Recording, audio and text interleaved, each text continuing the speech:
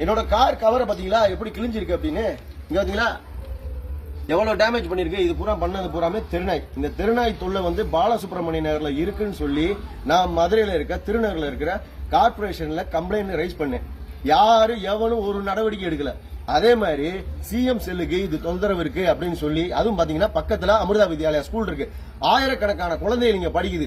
இந்த குழந்தைகளை பூராமே இந்த நாய் வெறி பிடிச்சி விரட்டுது. அதனால இங்க வந்து அந்த பசங்க வந்து போயிட்டு வர்றதுக்கு பயங்கர தொந்தரவா இருக்குன்னு சொல்லி சிஎம் செல்லுக்கும் மதுரை திருநகர் கார்பரேஷனுக்கும் இந்த கம்ப்ளைண்ட் ரைஸ் பண்ணி 5 மாசம் ஆச்சு. இன்ன வரையும் நடவடிக்கை எடுக்கல.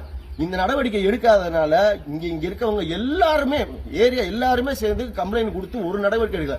நீ ஓட்டு போடு, எவனுக்கு வேணாலும் ஓட்டு போடு. இந்த மாதிரி ஒண்ணுத்துக்குமே ஒரு நாய் பிடிக்க கூட லாயக்கு இல்லாத கவர்மெண்ட்டுக்கு நீ ஓட்டு போடுறதுனால எங்களை மாதிரி சாதாரண மக்கள் பாதிக்கப்படுறோம். இந்த வீடு தெரியுங்களா 960 ஸ்கொயர் ஃபீட் தான் இருக்கு. ஆனா வந்து 1400 ஸ்கொயர் ஃபீட்